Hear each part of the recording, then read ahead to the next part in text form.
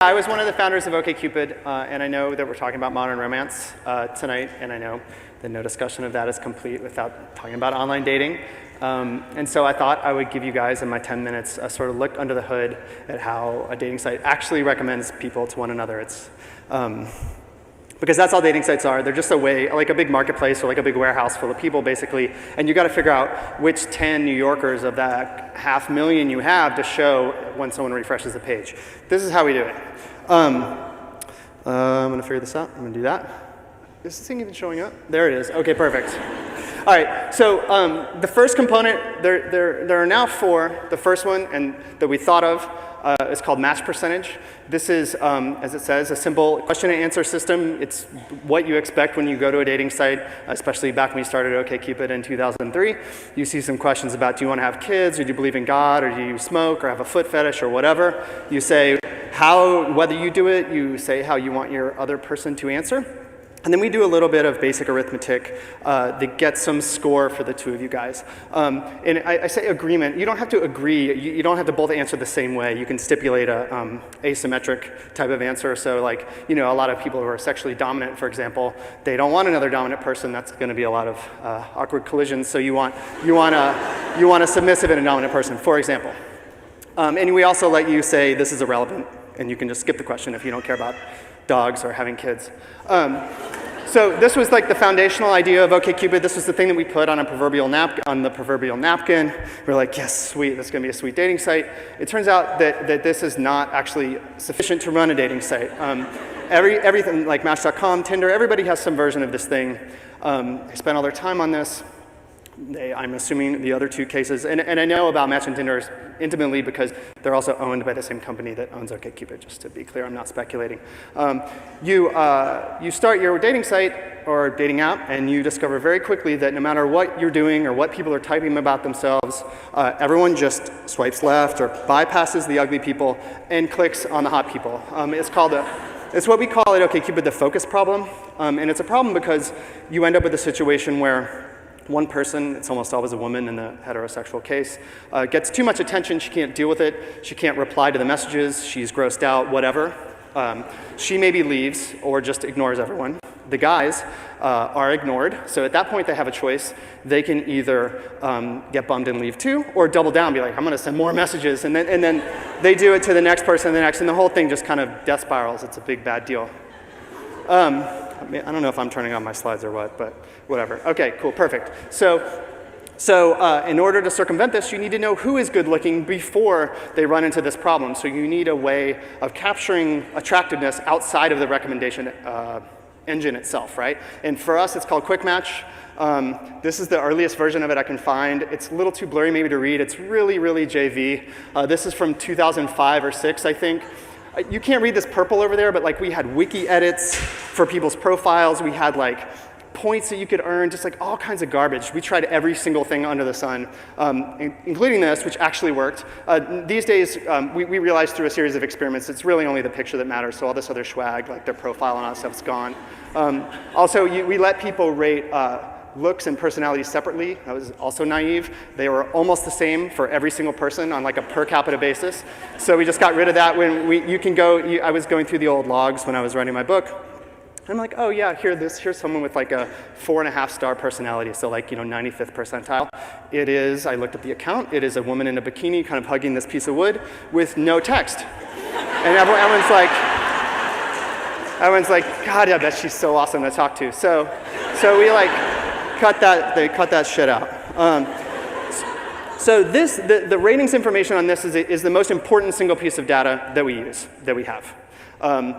It's how we make a lot of decisions, and the next thing is attractiveness distance. So when we're recommending you to someone, we want that distance between the two of you guys to be as small as possible.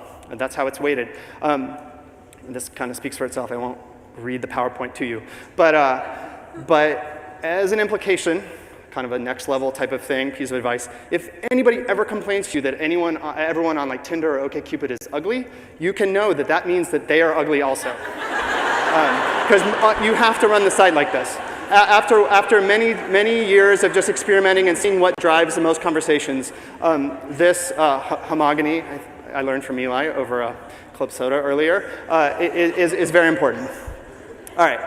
And here's just to go run through this data really quickly. Our table now is like 4 billion rows of votes. Tinder's is probably 10 billion because it's just people swipe like assholes on that thing. So this is men rating women. It's pretty well centered, like bell curve looking thing. The natural median should be 3. The observed median here is like 2.86. It reflects our prior belief of how attractiveness is distributed genetically out there. You have a lot of mediocre people, some super hot people, and some super ugly people, and that's how it should work, right? Most dating sites, the women are rated basically the same kind of way, sort of in the center. Tinder matched the same. On OkCupid, this is how the men are rated.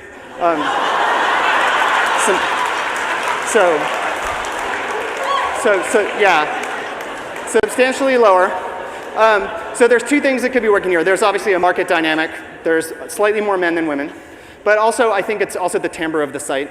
And the reason I have this thesis on Match.com, the blue and the red curves almost overlap. The proposition there isn't like, hey, let's go like have some casual sex, or do you want to come over to my spooky apartment? It's like, hey, let's go on a date and I'll give you a rose or whatever. And the women and the men rate each other about the same. On Tinder, which is kind of like way at the other extreme, that blue curve is just jacked way on the y-axis, like super high. Way it's like it tops out at like 40% or something have less than 5% yeses of men. I'm just plowing through here. I know we're short on time. This data is also something that academics ask from us a lot. And you can do fun things because we collect so much demographics, race, age, sexual orientation, body type. I'm just going to run through age really quickly. Yeah, this thing works. So this is how women rate men by age. I know it's hard to read. It's probably small. So you see women 20, 25, 30, 35. The black is the highest decile of guy to the woman of that age. So 25-year-old women rate 26-year-old men to be the hottest. 30-year-old women rate 30-year-old men to be the hottest. 35 to 34, I think. You can see it's a diagonal. So women think guys their own age are better looking until guys are like 39 or 40, and then that's good, don't get older. And then this is how the men rate the women. That sort of speaks for itself. You can play with this stuff forever, and I have. That's how I ended up writing my book. There you go.